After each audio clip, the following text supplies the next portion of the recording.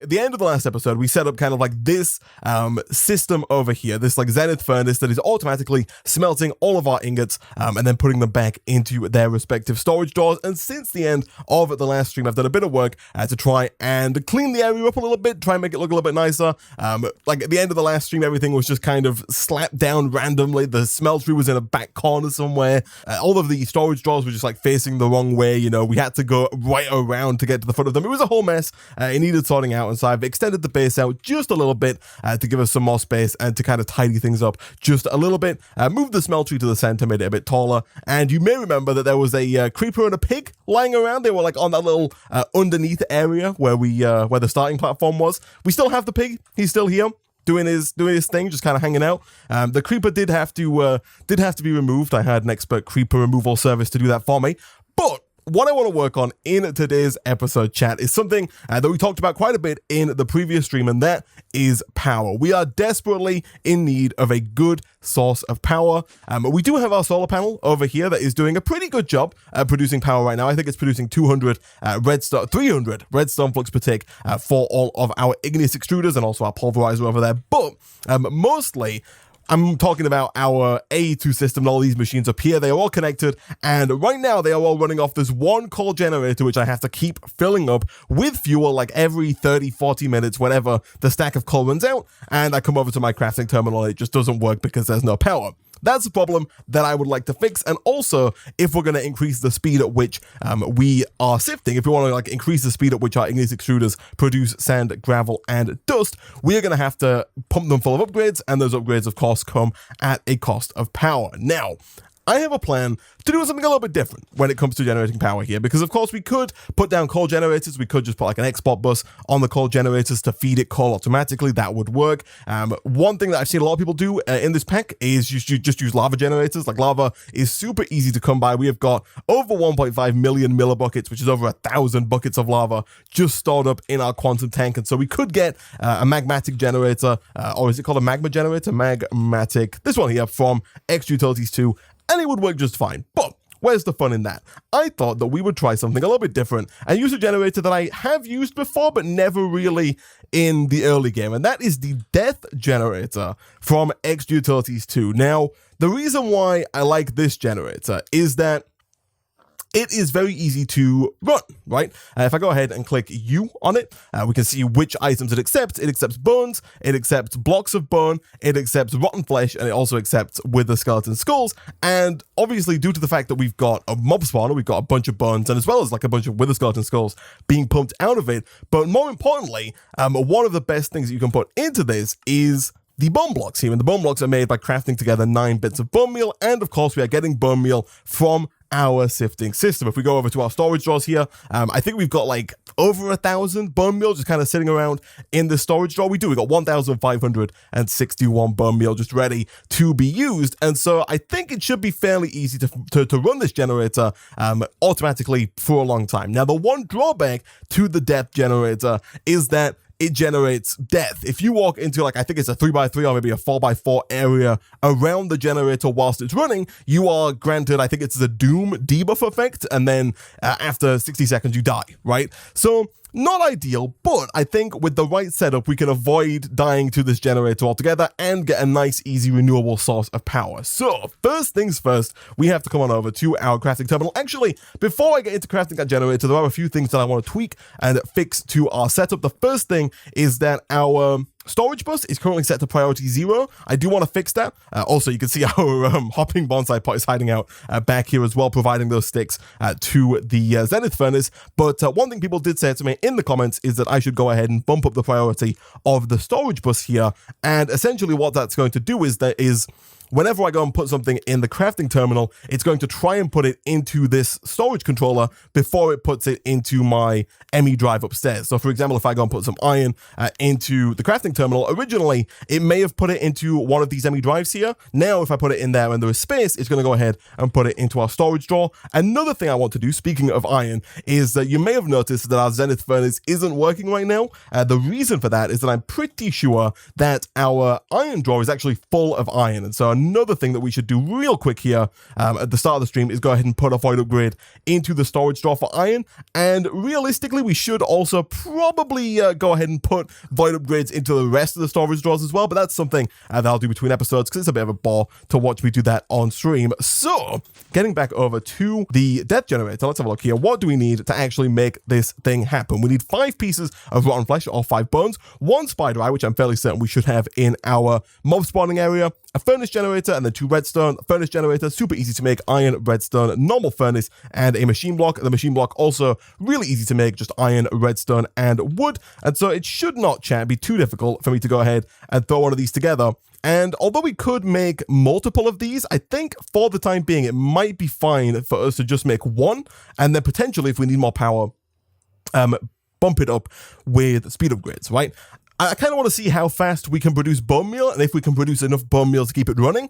If we can't, I do also have plans to increase the speed at which we are producing bone meal and just sifting in general throughout the course of today's stream here, but we'll see. So death generator is done.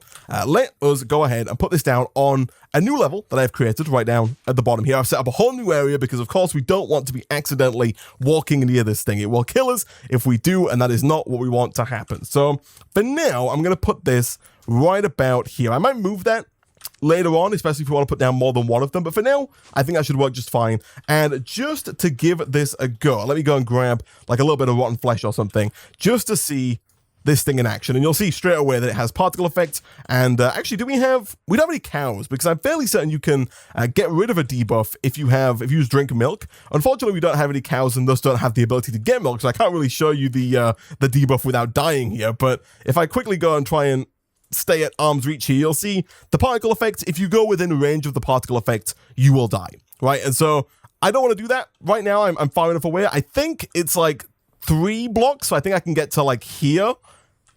Oh, it's a bit risky without dying.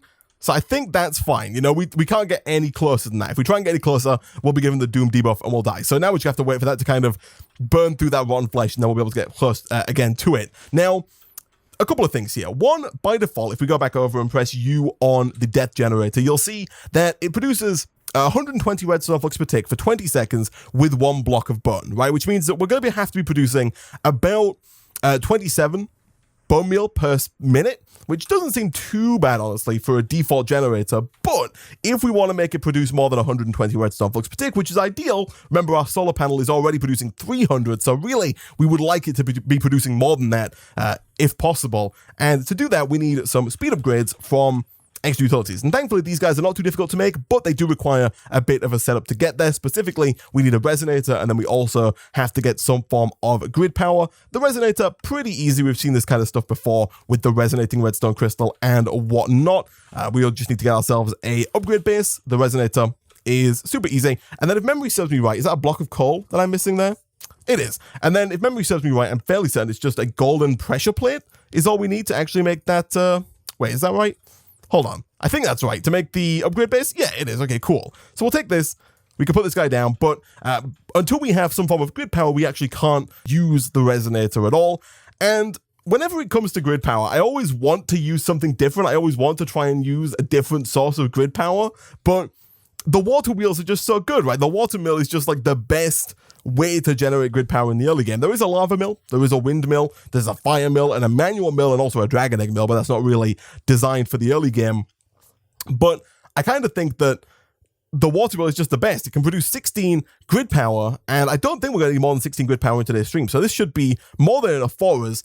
We do have to start with the manual mill, just because we do need Stonebird to make the water wheel, and Stonebird in and of itself does require grid power, and so we'll start things off with this. It shouldn't be too difficult. Another resonating redstone crystal, 4 redstone torches. I'm going to make a few of these, just because I think we're going to need more than 4 throughout the course of today's stream. I'll make like 18, I guess, a bit of a random number, but that's fine. And then we also need some polished stone, which you can craft fairly easily by just crafting together 4 normal stone.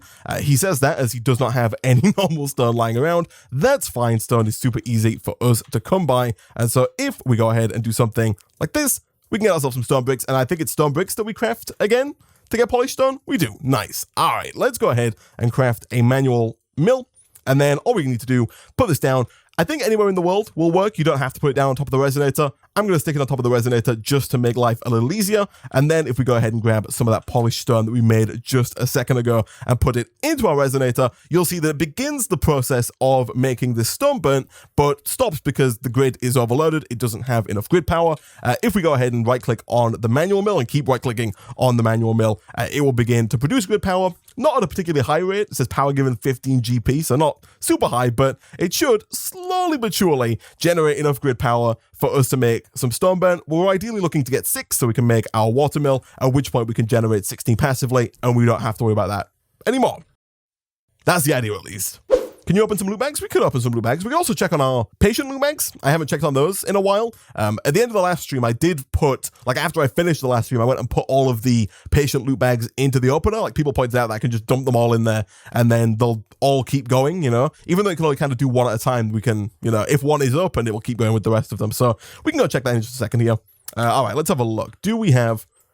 We got more than 7 stone burn. Nice. All right, let's real quick. You know what? Sure, let's start things off with a few loot bags. So we'll open some legendaries here. He says as he clicks the wrong button. Let's open 3 legendary loot bags. I haven't been overly impressed with the loot bags so far. And so I'm not super confident these are going to give us anything good, but we can try. We got an Overgrowth Steed, which actually is really good. That's going to help us a lot with Britannia in the future. An Enchanted Scroll of True Sight. We can hold that to get night vision. Sure. Glowing Water, and then another Witcher's Hat. Not the best, but okay. Bat Wings, the Ender, which is a pretty good sword for getting Ender Pearls, which we don't really need, and also for getting Enderman Skulls, which we also don't really need. The Lotus Set, the Blacker Lotus, super cool for Britannia, makes our lives a lot easier. Golden Apple is nice. The Molten Core is Blaze Rods, which is also nice. And then just some other stuff that we've had before. I feel like the real loot bags are the loot boxes that we can buy with our AK. We could go ahead and buy one of those, I guess, but they're a little expensive. Loot chests would be better, I guess. Yeah, that's true. But the flight totem, oh man, I really want Creative Flight, man. I really want Creative Flight. Let's have a look.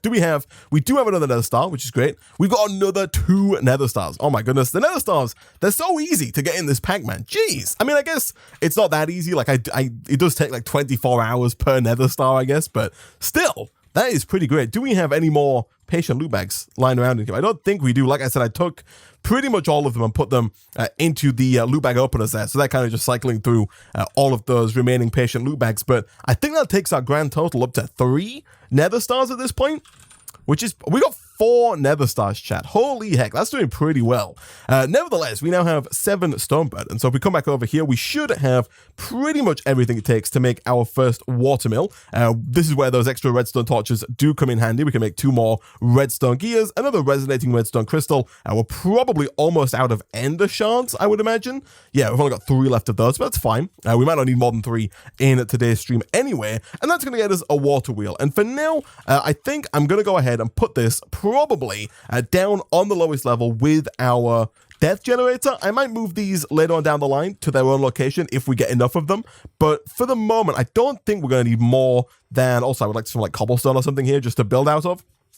But for the moment, I don't think we're going to need more than 16 grid power for today's stream. And so the water mill is pretty easy, all things considered. You want to put it down in the middle of a 3x3 area, like so. And then to get optimal grid power generation out of this water mill, you want to put 2 buckets of water, 1 in each corner. So here and here, and that's going to generate 16 grid power. Nice. And you'll see the number there is ticking over. That is because we left some polished stone over in our resonator here, and so this thing is now automatically making that stone burn out of our polished stone, even though we're not working on the manual mill, which is great. And so now we have the grid power to actually use the speed upgrades, and also we should have the grid power required to turn our weighted pressure plates here into the item, which I've forgotten the name of. Speed upgrade.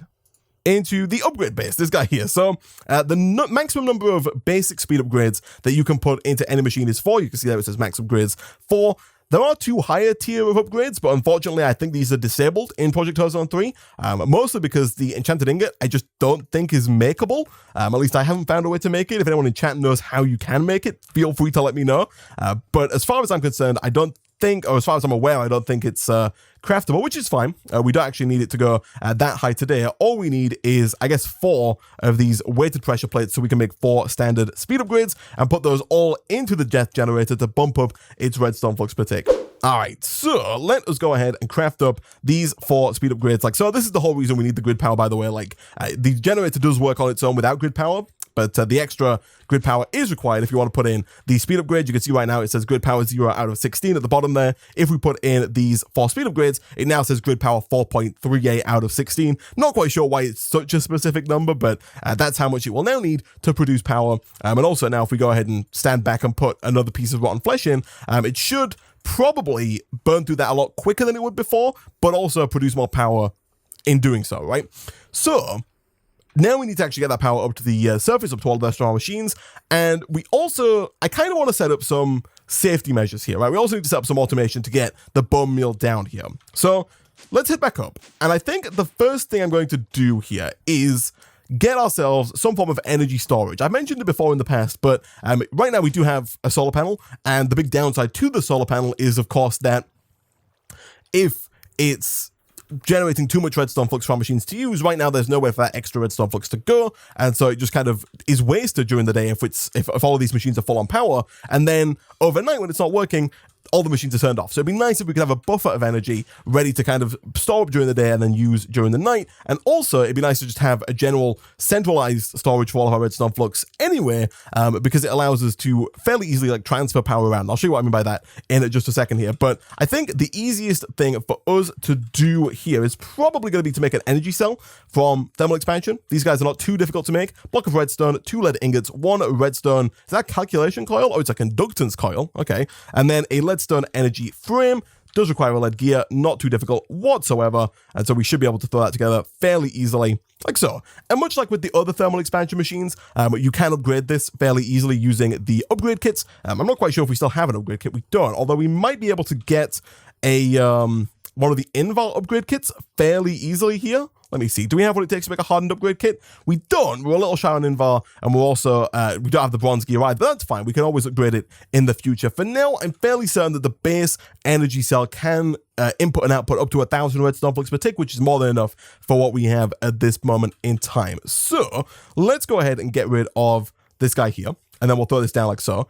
And we want to make sure that the left is set to input on blue, and then the right is set to output on orange. And so now once this starts to generate power during the day again, we should have a nice buffer for all of that energy. And on top of that, we can actually start to look into a little bit of wireless power transfer using Extra Utilities 2. And I cannot for the life in me, off the top of my head, remember the name of the machine here, but I think it's just called like the wireless RF battery. Might actually be its full name.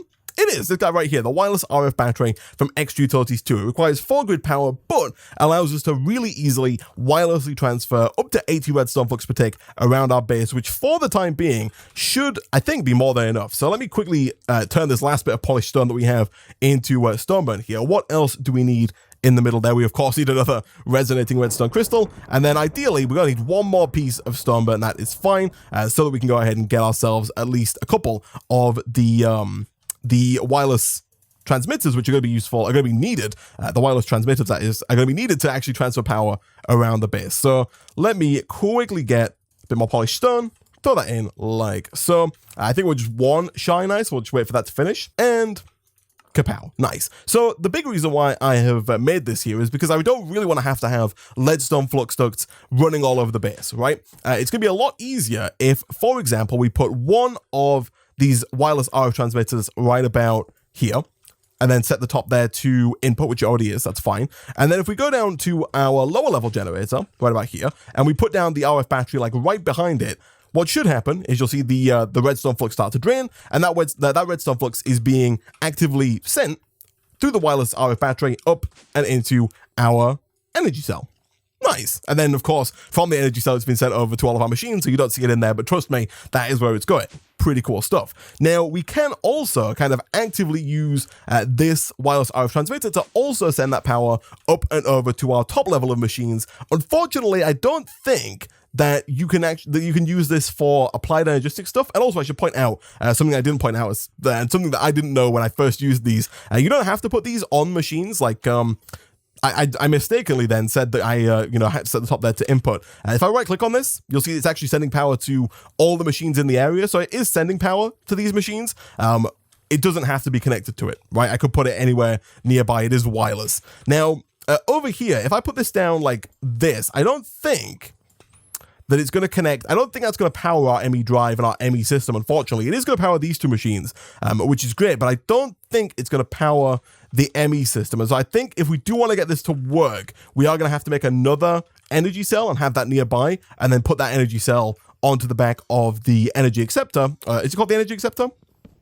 Yeah, onto the back of the energy acceptor to then kind of convert that energy into the AE form of energy that Applied Energistics uses, right? So real quick, let's go ahead and make another one of these energy cells. Again, shouldn't really need more than just the basic leadstone energy cell for the time being. One more of those conductance coils. I think we've got more than enough electrum for the time being, so that is fine. And then essentially all we need to do for this is just put it down like that, make sure the back is set to output, and I'm fairly certain that should work just fine. You can see there is a red line kind of going around and into this guy, and then hopefully, chat, that should provide power to our AE2 system, so long as we have enough power generated by our depth generators, which hopefully we will do, or we will have once we actually get this automated and up and running. Okay, so again, much like with the ore pieces before it, I think one of the easiest ways for us to get the blocks of bone that we need to provide to our death generator is probably just going to be by putting all of our bone meal into a compacting drawer. That's going to allow it to be accessible in both bone meal form, but also in block of bone form. And so, although we've got like a nice bit of symmetry going here, I think I'm going to have to replace this storage drawer with a compacting drawer. And then because we've already got this network set up, and also I didn't even talk about all of these impulse item ducts here, but I did go ahead and replace the glass. As you may have noticed, like at the end of the last stream, we had like a bit of a horrible glass texture on the floor there. I might even be able to show it to you real quick, because we were using this clear glass from Tinker's Construct before, which looks something like this, and it had that kind of like horrible line in the middle there. But then after a lot of discussion with some people in the Discord, we came to the thickened glass from Extra Utilities 2. This stuff is not super difficult to make, actually, and it looks really cool as well. The thickened glass here is made by smelting sandy glass, which is made by crafting together any normal glass and some sand, and then if you make that into covers, it ends up looking, in my opinion, really nice. So I really like this, and then we've got it going like round both sides of the smeltery here. That's not necessary. I just did that because I thought it looked cool. You'll notice if you watch any of the items, they do also they always follow the same paths. They always go like this way, and they never go this way, but I think it looks cool nonetheless and gets the job done. So that's that, I guess, which I forgot to mention at the start of today's stream. But nevertheless, let me go ahead and put some of this stuff back in the storage crate there. Where was I? Oh, of course, we're going to go make another compacting drawer, yet another compacting drawer for our bone. So let's have a look here. Compacting drawer. What are we missing? I'm going to guess we're missing pistons. Yeah, we're always missing freaking pistons. I'm going to make as many pistons as I can, which apparently is 8. And then compacting drawer. And all we should have to do here is replace the current drawer over here, which could prove a little tricky because when we break this, it is going to spew out 1,500 bone meal all over the place. I'll try and mitigate that as much as I can by kind of picking as much of it up as I possibly can. And one thing people did tell me is if you put your drawer key into the offhand here, when you break a well, it doesn't do anything when you break a storage drawer, but if you place a storage drawer down with the key in your offhand, it will automatically lock it. So you can see that one was locked automatically as we placed it. And now if we go ahead and put the bone meal in, you'll see the bone meal is accessible in both bone meal form, but also in bone block form. And so now that we have that, using our item ducts again, what we hopefully might be able to do, actually that could prove difficult. I was going to say we could just put down another retrieval node over on this side and then use that retrieval node to pump into here.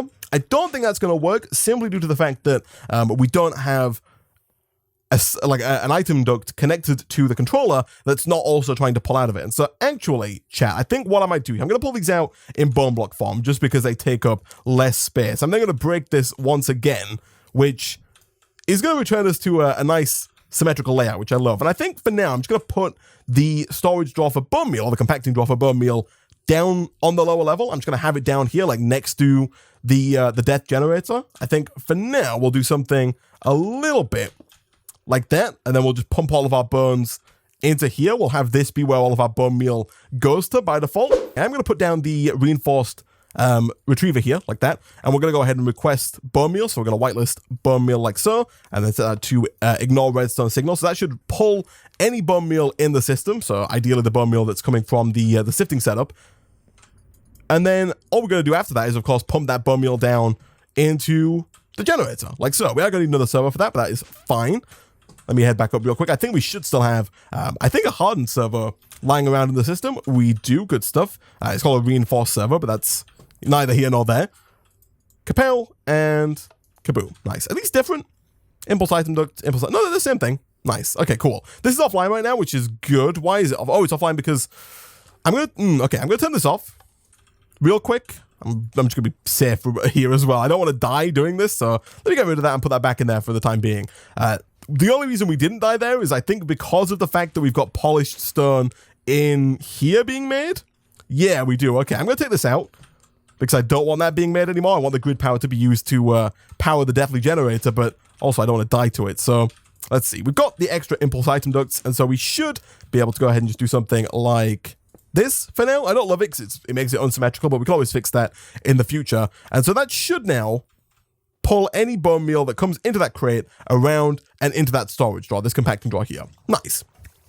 So. Now, yeah, you can see it's coming in. Perfect.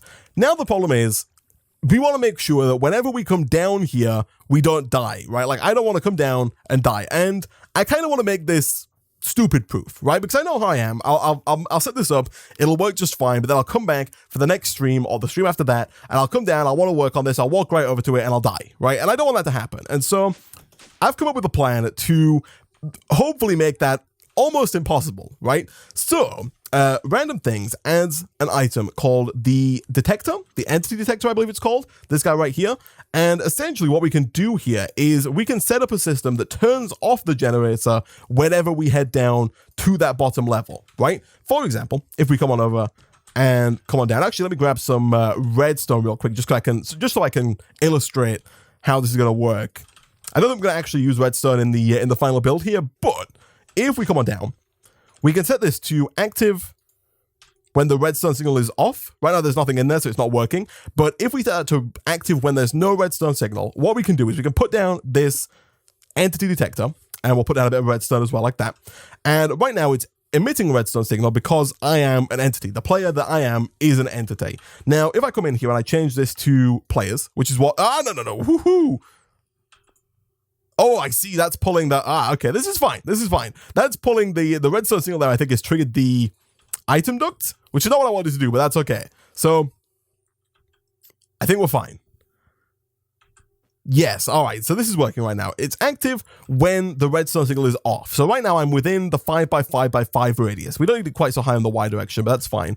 I'm going to bump this up to like a 10x10 XY radius. So that makes a big 10x10 grid on the floor around this. And if I'm within that 10x10 radius, it's going to emit a redstone signal, thus turning this off. Because right now, this death generator is set to only work when there is no redstone signal applied. So if I move out of the 10x10 range, which I don't know if I can do on this lower level here. Oh, I can. There we go. Look at that. The redstone, I don't know if you can quite see that in the distance there, but the redstone signal is off. And now if I move closer, the redstone signal comes on.